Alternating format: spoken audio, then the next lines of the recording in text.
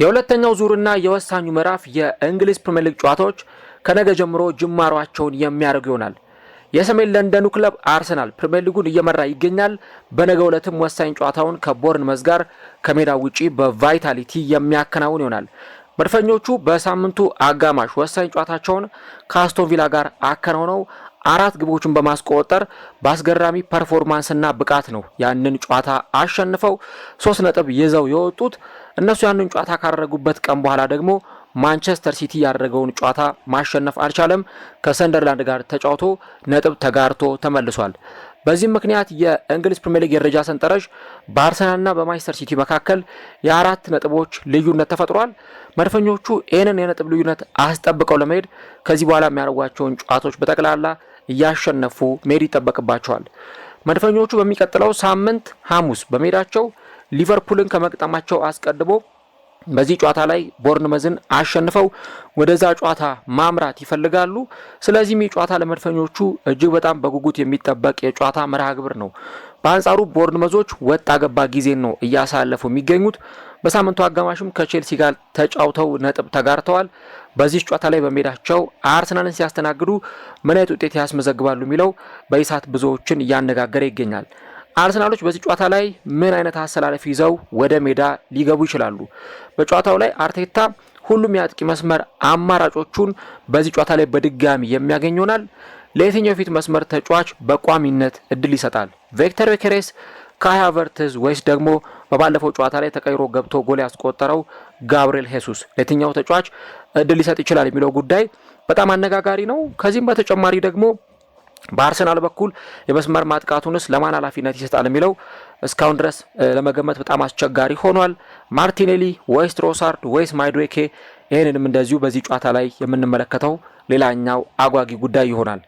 ከዚህም ባለፈ የአርሰናል የመከላከል መስመር በጣም ጠንከር ባለ መዋቅር በዚህ ጨዋታ ላይ ይቀርባል ተብሎ ይጠበቃል። ዴክላን ራይስ ከጉዳቱ አገግሞ ወደ ሜዳ ይመለሳል ወይስ ደግሞ ከእንደገና አርቴታ ሌላ አማራጭ ለመጠቀም ይገደዳል? እነዚህንና ሌሎች ጉዳዮችን እስከ ቪዲዮ መጨረሻ ድረስ ከኛ ጋር አብራችሁ ከቆያችሁ የምንነግራችሁ ይሆናል። ሰላም ጤና ይስጥልን። የተወደዳችሁና የተከበራችሁ ውድ የቻናላችን ተከታታዮች እንዴት ናችሁልን? እግዚአብሔር ይመስገን እኔ በጣም ደህና ነኝ። የምትገኙት አራዳ ሜዳ ኦፊሻል ዩቲዩብ ቻናላችን ላይ ነው።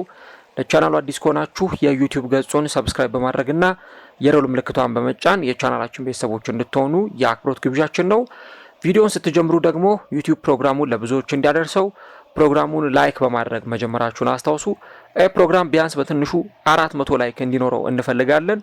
ስለዚህ ሁላችሁም ፕሮግራሙን ላይክ በማድረግ ጀምሩት። የአራዳ ሜዳ ኮሜንታተር ተስፋ ወርቅ ልዑል ሰገድ አብሬያችሁ ቆይታ አደርጋለሁ። ፈጣሪ ፈቅዶ በዚህኛው ፕሮግራማችን ላይ ዳግም ከእናንተ ጋር ተገናኝተናል። የቦርንመዝንና የአርሰናልን ጨዋታ በዚህኛው ፕሮግራማችን ላይ የምንመለከተው ይሆናል። እንግዲህ በጣም ትልቅ የሆነ የጨዋታ መርሃ ግብር ነው መድፈኞቹ በዚህ ጨዋታ ላይ የሚያከናውኑት።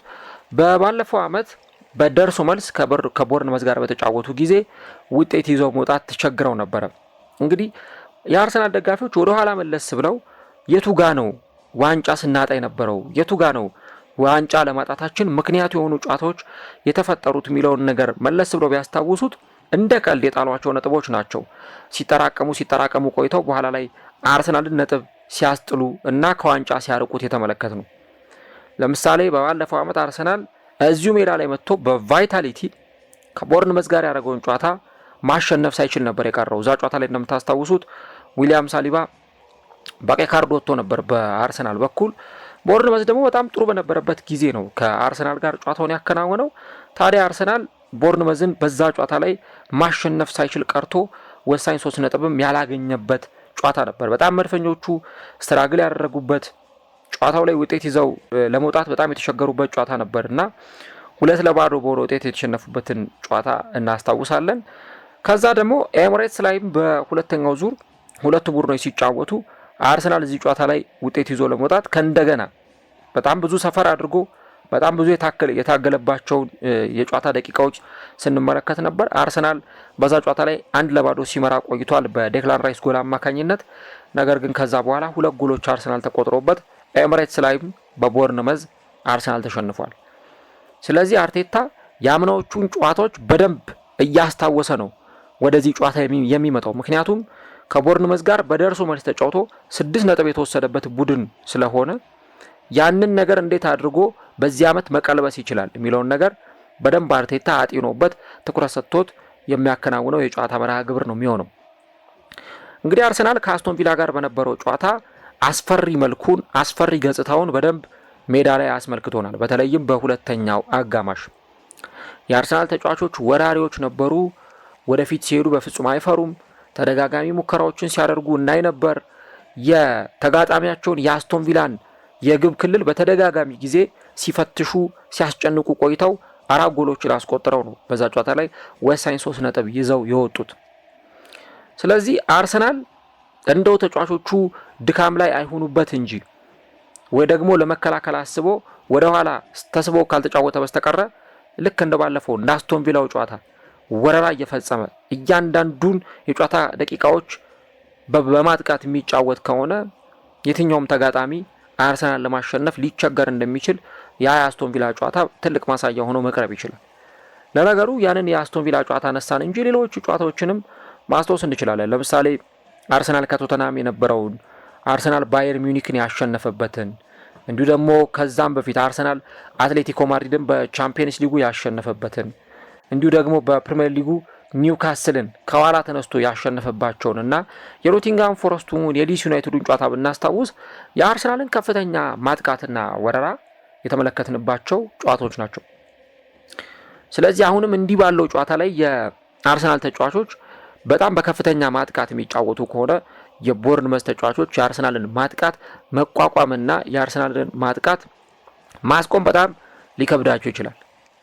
ስለዚህ አርቴታ አሁንም የሚመርጠው ጌም ፕላን በእጁ ላይ ነው ያለው። የትኞቹን ተጫዋቾች ይመርጣል፣ የትኞቹን ተጫዋቾች ቋሚ 11 ላይ ያስጀምራል የሚለው ትልቁ ነጥብ ሊሆን የሚችለው። በባለፈው ጨዋታ ላይ እንግዲህ ስንመለከት እንደነበረው ቤስት 11 የሚለውን የተጫዋቾች አመራረጥ ይዞ ነው አርቴታ ወደ ሜዳ የገባው።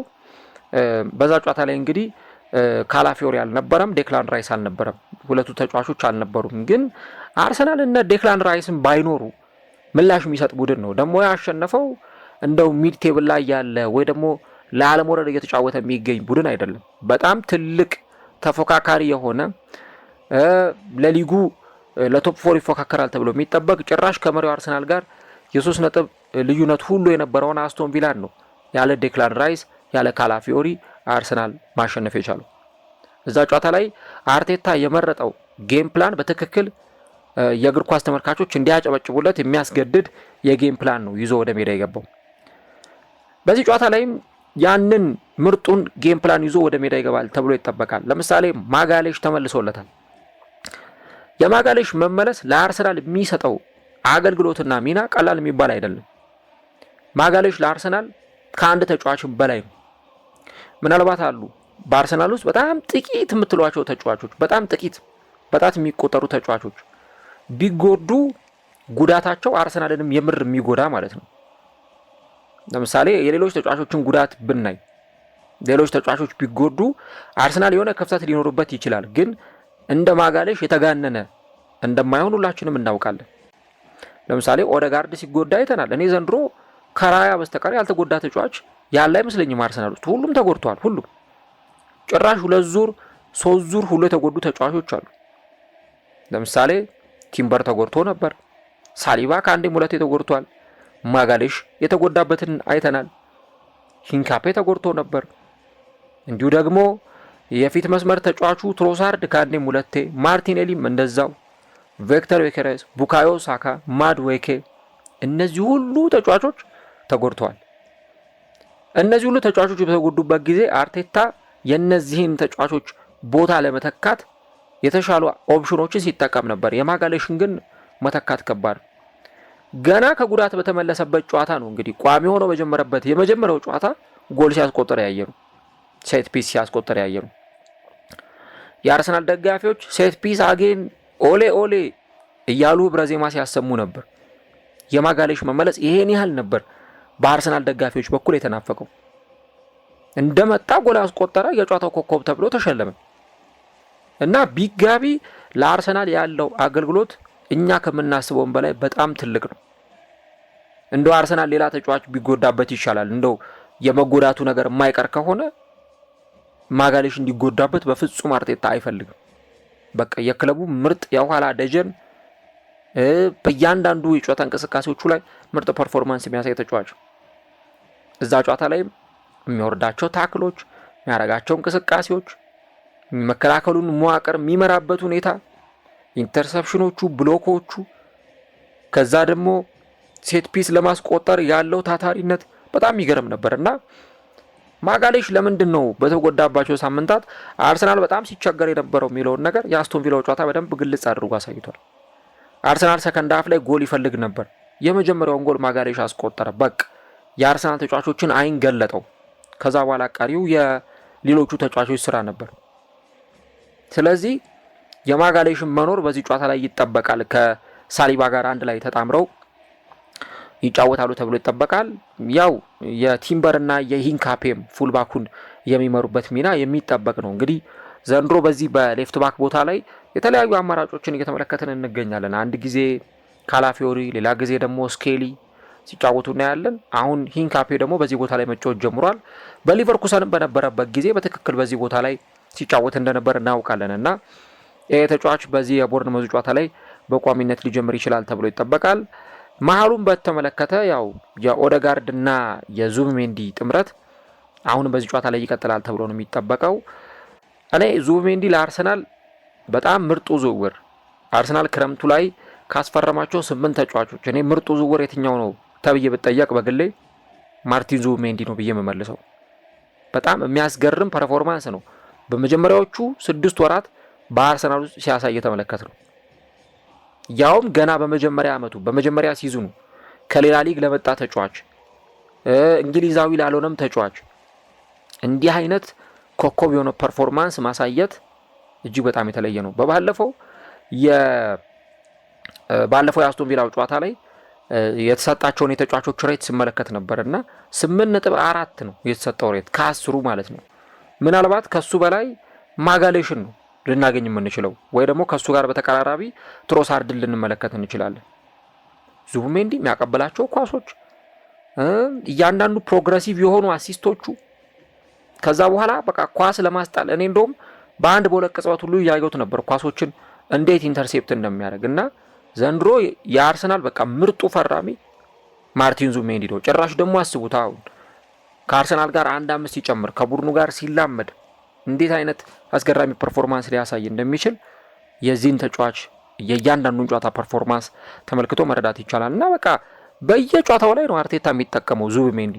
ግን እንደዛም ሆኖ ለአርሰናል በቃ አይደክሜ ሆኖ ታታሪ ሆኖ ሜዳ ላይ ሲጫወት የተመለከት ነው እንገኛለን። እንደውም ዴክላን ራይስ የለም በተባለበት ጨዋታ ላይ ነው ዙብሜንዲ ምርጥ ፐርፎርማንስ ሲያሳይ የነበረው። እዛ ጨዋታ ላይ ይገኛል ብላችሁ በማታስቡበት ቦታ የፍጹም ቅጣት ምት ግብ ክልል ውስጥ ተገኝቶ ያንን ጎል ሲያስቆጠር እንደነበር አይተናልና which is በጣም የሚያስገርም ምሽትን ነበር ዙብሜንዲ ባለፈው ጨዋታ ላይ ያሳለፈው።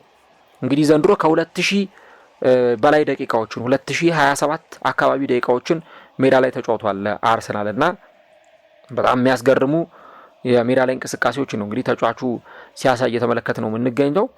የዙብሜንዲን በዚህ ጨዋታ ላይ መጀመር የሚጠበቅ ጉዳይ ነው።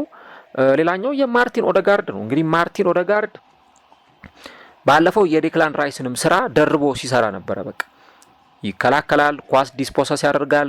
ኢቨን አርሰናል ካስቆጠራቸው ጎሎች አንዱ የሁለቱም ብንጠቅስ ራሱ ዲስፖሰስ አድርጎ ኳሶቹን ቀምቶ አስጥሎ ያቀበላቸውን ኳሶች ነው የአርሰናል ተጫዋቾች ሲጠቀሙባቸው የነበረውና ኦደጋርድ ኢዝ ባክ እያሉ ይገኛሉ የአርሰናል ደጋፊዎች። አሁን ማርቲን ተመልሶልናል፣ ወደምንፈልገው ብቃቱ መጥቷል እያሉ የአርሰናል ደጋፊዎች ቢያንስ ጥሩ ኮንፊደንስ እንዲሰማቸው እያደረገ የሚገኝ ተጫዋች ነው። ቤንች ላይ ደግሞ ኤበረቼዜ መኖሩን መዘንጋት የለብንም። ያው ራይስ የማይኖር ከሆነ እንግዲህ አርቴታ መግለጫ ይሰጣል። ግን ራይስ በዚህ ጨዋታ ላይ ይኖራሉ አላውቅም። በጣም ከባድ ነው፣ ምክንያቱም የጉልበት ጉዳት ነው ያጋጠመው የተባለው። እንደውም አንድ ቪዲዮ ስመለከት ነበርና ጨዋታው ካበቃ በኋላ ለሞርጋን ሮጀርስ ሲያሳየው ሁሉ ነበር ይወለው ጉልበቴ እንደዚህ ነው ያበጠው፣ የተጎዳሁት ጉልበቴን ነው እያለ ጉልበቱ አካባቢ በምልክት ሲያሳየው ነበርና ምናልባት ዴክላን በዚህ ጨዋታ ላይም ላይኖር የሚችልበት እድል አለ። ግን እስቲ እናየዋለን አርቴታ ምን አይነት ጋዜጣዊ መግለጫ ይሰጣል የሚለውን ነገር ማለት ነው። በዛሬው ልምምድ ላይ ተጫዋቹ ይታያል ወይስ ምንድነው የሚለውን ነገር አብረን የምንመለከተው ጉዳይ ይሆናል። እኔ ፊት መስመሩ ትሮሳርድ፣ ቡካዮ ሳካ እና ቪክተር ዮኬሬስ የሚገኙበት ነው እና ትሮሳርድ በባለፈው ጨዋታ ላይ በቃ መጀመር አለበት ብዬ ስናገር ነበር። እንዳልኩትም አርቴታ ሲጀምረው ጎል ማስቆጠረ ሚናው በጣም ከፍተኛ ነበር እና ለእኔ እንደ አዲስ ፈራሚ ነው የምቆጥረው ሊያንድሮ ትሮሳርድ። ክረምት ላይ በቃ ብዙ መረጃዎች ሲወጡ ነበር። ተጫዋቹ ከአርሰናል ሊለቅ ይችላል፣ ከአርሰናል መልቀቅ አለበት የሚሉ በጣም በርካታ ሀሳቦች ሲነሱ እኔ ልጅ ከአርሰናል መልቀቅ የለበትም፣ በጣም ነው አርሰናልን የሚጠቅመው፣ ምናልባትም ይሄ ልጅ ከአርሰናል ከወጣ በጣም አርሰናሎች የሚቆጩበት ዝውውር እንዳይሆን ስጋት አለኝ ብዬ ስናገር ነበር እና እንዳልኩትም አርቴታ ቆየው ተጫዋቹን። ይኸው ያቆየበትን ፍሬውን ሜዳ ላይ እየተመለከት ነው። በቃ በደንብ እያየ ነው በግልጽ የዚህን ተጫዋች የሜዳ ላይ ፐርፎርማንስ ማለት ነው እና ትሮሳርድ በጣም ልዩ ጊዜን እያሳለፈ ነው። እንደውም ከበርካታ ተጫዋቾችን በላይ ብዙ ጎሎችን እያስቆጠረ የሚገኝ ተጫዋች መሆኑን እያየን እንገኛለን እና እንግዲህ አርቴታ ለማን እድል ይሰጣል? በሳምንቱ ማጋማሽ ሌላ ከባድ ጨዋታ አለበት እና ማርቲኔሊን ያስጀምራል። እኔ ማርቲኔሊ ቢጀምርም ችግር የለውም። ትሮሳርድን ለማሳረፍ ከቦርንመዝ ጋር ጥሩ አማራጭ ሊጠቀም ይችላል። እኔ የዮኬሬስ ነገር አሁን አርቴታ አማራጮችን ሙሉ ለሙሉ መያዝ ጀምሯል። በባለፈው ጨዋታ ላይ እንግዲህ እንደተመለከት ነው ሶስቱም የአርሰናል የፊት መስመር አማራጮች ስኳድ ውስጥ ሆኖ ለመጀመሪያ ጊዜ አርሰናል ያከናወነው ጨዋታ ነው። ጋብርኤል ሄሱስ ወደ ስብስቡ መጥቷል። ራሱ ዮኬሬስ አለ። እንዲሁ ደግሞ የዚህ ቡድን ሌላኛው ወሳኝ ተጫዋች ካይ ሃቨርትዝ ወደ ሜዳ ተመልሷል። ባለፈው እንደውም የመጀመሪያው አጋማሽ ላይ ተነስቶ ሲያሟሙቅ የአርሰናል ደጋፊዎች ሁሉ እያጨበጨቡ ተጫዋቻቸውን ሲቀበሉት ነበር። ይሄ ምንን ያሳየናል? አሁን ሶስቱም ተጫዋቾች በብቃት ሜዳ ላይ ተገኝቷል። ጋቢናይን አስቆጥሯል። ባለፈው ጎል ተቀይሮ በገባ በጥቂት ሰከንዶች ውስጥ ነው አይደለ? ያንን ጎል ሲያስቆጥር የተመለከትነው በቃ ኮንፊደንሱ መልሶታል። አሁን በራስ መተማመኑን አግኝቶታል ተጫዋቹ። እንግዲህ ዮኬሬስ ለአርሰናል ጎል እያስቆጠረ አይደለም ብለን የምናነሳውን ያክል ጋቢ ደግሞ ወደ ሜዳ ከተመለሰ በኋላ ጎል አስቆጥሯል ለአርሰናል። ይሄ ነው በአርሰናል ውስጥ የሚፈልገው በጣም ትልቅ የሚባለው ነገር። ምክንያቱም ተጫዋቾች እንዲህ ባለው ሁኔታ ወደ ሜዳ መጥተው ጎሎችን ማስቆጠራቸው የሚፈለግና የሚጠበቅ ነገር ይሆናል እና ተጫዋቹ በ55 ሰከንዶች ውስጥ ነው እንደውም ጎል ያስቆጠረው። 77ኛው ደቂቃ ላይ ተቀይሮ ገባ። 78ኛው ደቂቃ ላይ ጎል አስቆጠረ ዮኬሬስን ቀይሮ ወደ ሜዳ በገባበት ጨዋታ። ስለዚህ አሁን ነገሩ የከረንት ፐርፎርማንስ ጉዳይ ነው። አርቴታ ጥሩ የተጫወተውን ተጫዋች ወይም ጥሩ ፐርፎርማንስ ላይ ያለውን ተጫዋች ሜዳ ላይ ያስገባዋል፣ ያጫውተዋል። አሁን ቪክተር ዮኬሬስ ከዚህ በኋላ በደንብ አለርት ሆኖ ጨዋታዎችን ማድረግ የሚፈልግ ከሆነ ንቁ ሆኖ ኮንሺየስ ሆኖ መጠበቅ አለበት። ከዚህ በፊት በቃ ቋሚ ነው ይታወቃል። ያው የመጣውም ለቋሚነት ነው። በቃ የፊት ጨራሽ ስትራይከር ነው። ሲመጣ ለዛ ታስቦ የመጣ ተጫዋች ነው። ግን ደግሞ በአንድም በሌላ ምክንያት ጋቢም አልነበረም፣ ካይ ሃቨርትዝም አልነበረም። በዛ ምክንያት የ9 ቁጥር ቦታውን በብቸኝነት ያንን ኃላፊነት ሲወጣ ነበር። አሁን ግን ሌሎቹ ተጫዋቾች ከጉዳት ተመልሰዋል። ስለዚህ አርቴታ ሮቴት ለማድረግ አስቦም ይሁን ተጫዋቾችን ለማፈራረቅ አስቦም ይሁን ወይ ደግሞ ትክክለኛ የተሻለ ፐርፎርማንስ ለማግኘት ሲል ቪክተር ዮኬሬስን ከዚህ በኋላ ቤንች ሲያደርገው ሁሉ ልናይ እንችላለን። በቃ ጋቢ እንደዚህ ጎል የሚያስቆጥር ከሆነ ካይ ሃቨርትዝ ደግሞ ገና ላየ ነው። ካይ ሃቨርትዝ ደግሞ ሌላ ጎል ማስቆጠር የሚችል ተጫዋች ነው። በደንብ ይሄንን አሳይቶናል። የመጣበት ሲዝን ላይ ያንን አድርጎታል። ካይ ሃቨርትዝ አምና የአርሰናል ከፍተኛ ጎል አስቆጣሪ ነበረ። በፕሪሚየር ሊጉ 9 ጎሎችን አስቆጥሯል፣ ያውም ከመጎዳቱ በፊት።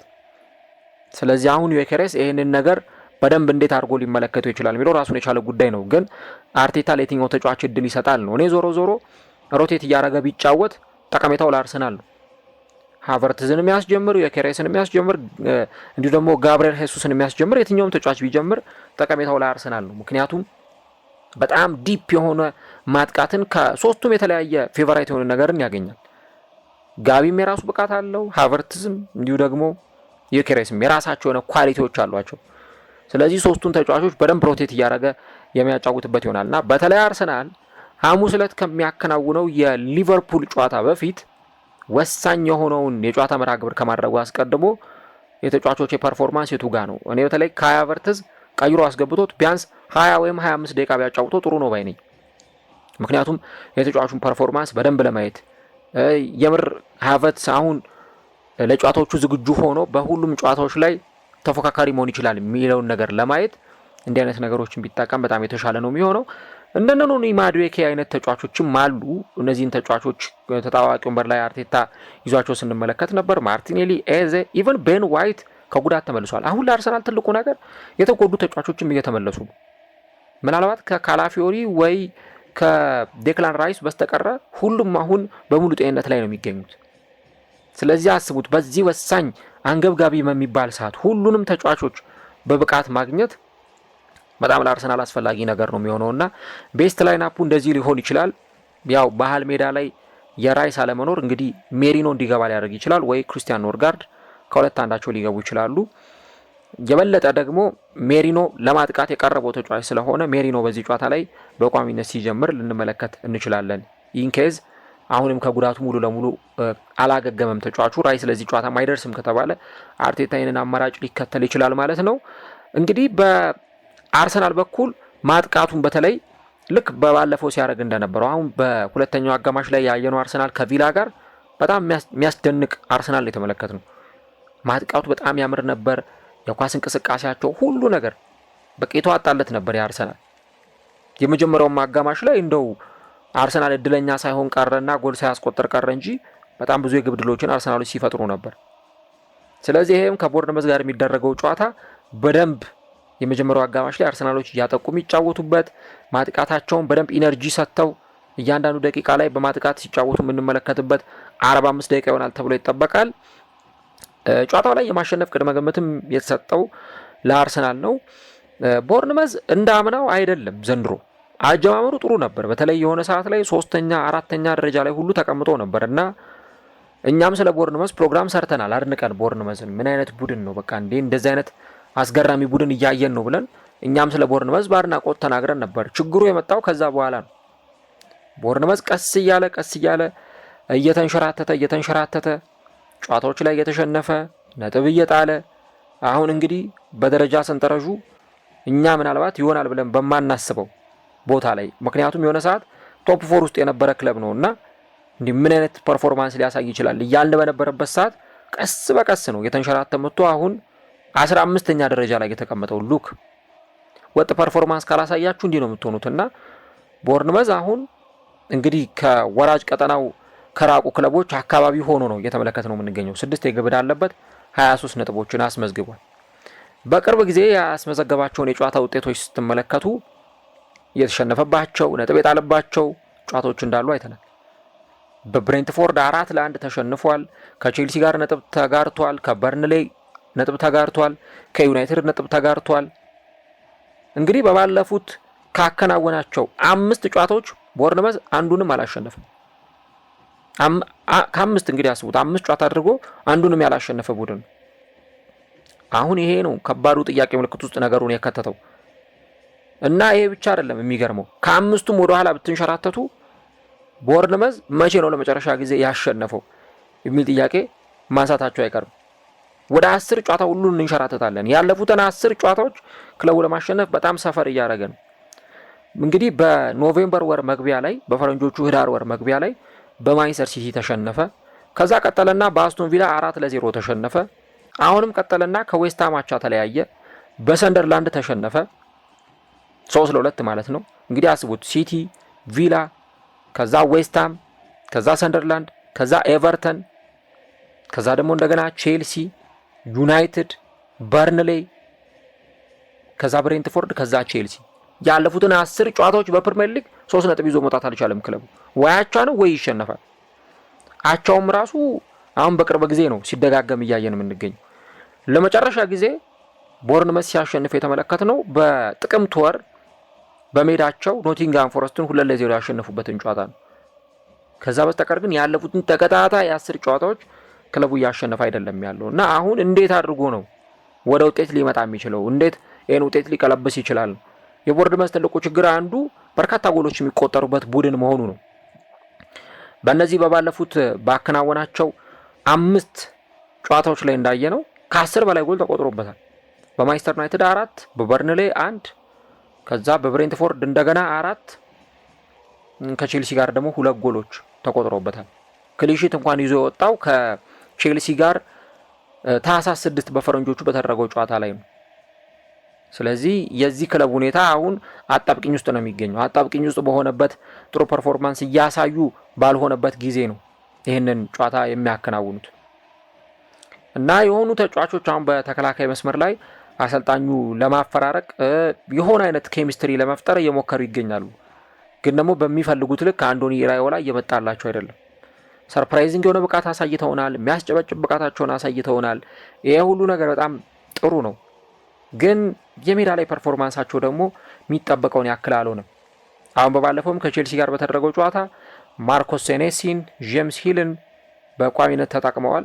እዛ ጨዋታ ላይ እንደተመለከታችሁት ቼልሲዎች በጣም ግልጽ የጎል ማግባት እድል ሲፈጥሩ ነበር። ቼልሲዎች 12 ሙከራ ሞክረው እንደውም ከ12ቱ 17 ሙከራ ሞክረው 17 ሞክረው ከ17ቱ 3ቱ ኢላማውን የጠበቀ ነበረ በቼልሲ በኩል ማለት ነው እና የቡድኑ ግብ ጠባቂ ፔትሮቪችም 2 ያለቀላቸውን አደገኛ ኳሶች ያዳነባቸው እንቅስቃሴዎች እንደነበሩ ተመልክተናል። እንግዲህ አንቷን ሴሜኞ የማንቸስተር ሲቲ ዝውውሩን ያጠናቃል የሚሉ መረጃዎች በተደጋጋሚ ጊዜ ሲወጡ ስንሰማ ነበር እና ያ ምናልባትም ባለፈው ያከናወነው ጨዋታ የመጨረሻው ነው እንዲባል ያደረገ ነበር። ግን እንግዲህ ዝውውሩ እስካሁን አልተጠናቀቀም። ስለዚህ ለቀዳሚው ጨዋታ አሰልጣኙ ያሰልፉታል የሚል ግምት ነው ያለኝ፣ ምናልባት አዲስ ነገር ካልተፈጠረ በስተቀር። እንግዲህ አንዶኒ ኢራዮላ ዛሬ የሚሰጡትን ጋዜጣዊ መግለጫ እንመለከታለን። ግን በተመለከትነው ሁኔታ እስካሁን ድረስ ባለው ዝውውሩ ስላልተጠናቀቀ ተጫዋቹ የሕክምና ምርመራውንም ስላላደረገ የአንቷን ሴሜኞን ዝውውር በተመለከተ እንግዲህ እስካሁን ድረስ የሰማነው አዲስ የሚባል ነገር የለም። ያው ብቻ ፕሮግረስ ላይ ናቸው። ንግግሩ አሁንም ተጠናክሮ ቀጥሏል ነው የተባለ የሚገኘው። ስለዚህ ይህንን ተጫዋች ሜዳ ላይ ልንመለከት እንችላለን። ግን ቦርንመዝ ያለፉትን 10 ጨዋታዎች ጥሩ ብቃት ባያሳይም ባያሸንፍም አርሰናል መጠንቀቅ አለበት። ምክንያቱም ፕሪሚየር ሊግ ላይ የትኛው ቡድን እንቅፋት ሊሆንብህ እንደሚችል አታውቀውም። የትኛው ቡድን ከዋንጫ ፉክክር ሊገታ እንደሚችል አታውቀውም። እንቅፋት ሊሆንብህ እንደሚችል አታውቀውም። ስለዚህ እያንዳንዱ ጨዋታ ላይ በጣም ንቁ ሆነው አለርት ሆነው መጫወት ይጠበቅባቸዋል እና አርሰናል አምና 2 ዙር በሜዳውም ከሜዳውም ውጪ የተሸነፈበት ክለብ ስለሆነ ዘንድሮ በጣም በከፍተኛ ጥንቃቄ ነው ከዚህ ክለብ ጋር ይጫወታል ተብሎ የሚጠበቀውና ለአርሰናል ከፍተኛው ግምት በተሰጠበት ጨዋታ ላይ እንግዲህ ቦርንመዝን ይገጥማል። መጨረሻ ላይ የምናነሳው ስለ ዋንጫ ፉክክሩ ነውና አሁን እንግዲህ ሲቲ ባለፈው ከነበረው ጨዋታ በኋላ በሰንደርላንድ ነጥብ ጥሏል። የአርሰናል ደጋፊዎች በጣም የተደሰቱበት ጨዋታ ነበር በሰንደርላንድ ነጥብ መጣሉ እና አሁን ከዚህ ጨዋታ በኋላ አርሰናል ይህንን ጨዋታ የሚያሸንፍ ከሆነ ነጥቡን ወደ 7 ከፍ ያደርጋል። እሁድ ማንቸስተር ሲቲ ከቼልሲ ጋር እስከሚጫወት። ያው ቼልሲ ትልቅ ክለብ ነው። ስለዚህ ከማንቸስተር ሲቲ ጋር ሲጫወት ወይ ነጥብ ሊያስጥለው ይችላል ወይ ጨዋታው አቻ ሊጠናቀቅም ይችላል። ስለዚህ አርሰናል ያንን አድቫንቴጅ ቶሎ ቀድሞ ለማግኘት እዚህ ጋር ነው ስራውን መጨረስ ያለበት። ቦርንመዝን አሸንፎ መውጣት፣ ከዛ በኋላ ቀጣዩን ጨዋታ መጠበቅ። ማንቸስተር ሲቲ ከበድ ያሉ ጨዋታዎችንም ማከናወኑ አይቀርም ከዚህ በኋላ። ስለዚህ አርሰናል እንዲህ አይነት የጨዋታ መርሃ ግብሮችን በሚያከናውንበት ጊዜ አሸንፎ መውጣትና 3 ነጥቡን የግሉ ማድረግ ከአርሰናል የሚጠበቀው በጣም ትልቁ ነገር መሆኑን ነው ማንሳት የሚቻለው።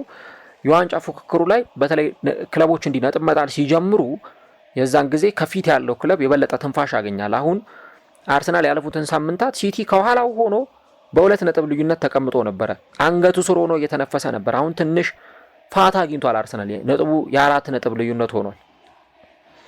ስለዚህ አሁን ቀጣይ የሚደረጉትን ጨዋታዎች አርሰናል በደንብ በትኩረት እያከናወነ የሚቀጥል ከሆነ መሪነቱን ቢያንስ በተወሰነ ርቀት ማርጅን እያሰፋ ሊሄድ ይችላል። ያው ፕሪሚየር ሊጉ ማራቶን ነው። የትኛውም ሳምንት ላይ ምንም ነገር ሊፈጠር ይችላል። ግን አርሰናል በተለይ ከዚህ የቦርንመዙ ጨዋታ በኋላ የሚያከናውናቸው የሊግ ጨዋታዎች በጣም ከባባዶች ናቸው። ቀጣይ ሳምንት ከሊቨርፑል የሚጫወተው በኤምሬትስ፣ ከዛ ቀጥሎ ከኖቲንጋም ፎረስት ጋር ይጫወትና ከሜዳው ውጪ ከዛ ማንቸስተር ዩናይትድን ነው የሚገጥመው በሜዳው ኤምሬትስ። ከዛ ደግሞ አሁን ጥሩ አቋም እያሳየ የሚገኘውን ሊድስ ዩናይትድን ኤላንድ ሮድ ላይ ገጥሞ ከሰንደርላንድ ጋር ይጫወታል። በተለይ ፌብሩዋሪ ወር ለአርሰናል ከባድ ነው። አርሰናል በፌብሩዋሪ ወር 4 ጨዋታዎችን ያከናውናል። 4ቱም ጨዋታዎች ከባድ ናቸው። አንዱ ያው የካራቦ ካፕ ነው ከቼልሲ ጋር የሚደረገው ጨዋታ። ከዛ ውጭ ግን ከሰንደርላንድ፣ ከብሬንትፎርድ፣ ከቶተንሃም ጋር ነው እነዚህን ጨዋታዎች የሚያደርገው። ስለዚህ እያንዳንዱ ጨዋታዎች ላይ አርሰናሎች በጣም ንቁ ሆነው የጨዋታ መርሃ ግብራቸውን በአሸናፊነት ለማጠናቀቅ በአሸናፊነት ለመደምደም በደንብ ተጫዋቾችን ሮቴት እያደረገ አርቴታ ያጫውታል ተብሎ ይጠበቃል። ያው እንደ አስፈላጊነቱ ተጫዋቾችን መቀየር። አሁን ባለፈው የአስቶን ቪላው ጨዋታ ላይ ይዞት የገባውን ላይናፕ ሙሉ ለሙሉ አርቴታ ላይ ደግሞ ይችላል። ምክንያቱም አሁን በየ3 ቀኑ በየ4 ቀኑ አርሰናል ጨዋታ እያከናወነ ነው። ቅዳሜ ከተጫወተ በኋላ ደግሞ እሁድ፣ ሰኞ፣ ማክሰኞ፣ ሮብ 4 ቀናትን ደግሞ አርፎ ከእንደገና ከሊቨርፑል ጋር አርሰናልን ሲጫወት እንመለከቷለን። ይሄ ከሊቨርፑል ጋር የሚያደርገው ጨዋታ ደግሞ ለአርሰናል እጅግ በጣም አስቸጋሪ ነው የሚሆነው። ከዛ ደግሞ ከ3 ቀናት በኋላ ፖርትስ መዝን ይገጥማል በኤፍኤ ካፕ። 2 ቀናትን አርፎ ከእንደገና ከቼልሲ ጋር ካራቦ ካፕ፣ ከዛ ከ3 ቀን በኋላ ከኖቲንግሃም፣ ከዛ ከ2 ቀን በኋላ ከኢንተር ሚላን፣ ከዛ ደግሞ ከዩናይትድ ጋር። እንደዚህ ነው በቃ የሚቀጥለው የአርሰናል የጨዋታ ሩቲን። 3 ቀን 4 ቀን ወይ 2 ቀን ጋፖች ነው የሚኖሩት። ስለዚህ በደንብ ስኳዱን ሮቴት እያደረገ መጠቀም ይጠበቅበታል ማለት ነው። እናንተስ ምን ትላላችሁ? እዚህ ጨዋታ ላይ ማን አሸንፎ ይወጣል? አርሰናል 3 ነጥብ ይዞ ወጥቶ እንደገና የሊጉን መሪነት ያጠናክራል ወይስ ቦርንመዝ በዚህ ጨዋታ ላይ ያልተጠበቀ የሜዳ ላይ እንቅስቃሴ ያሳያል?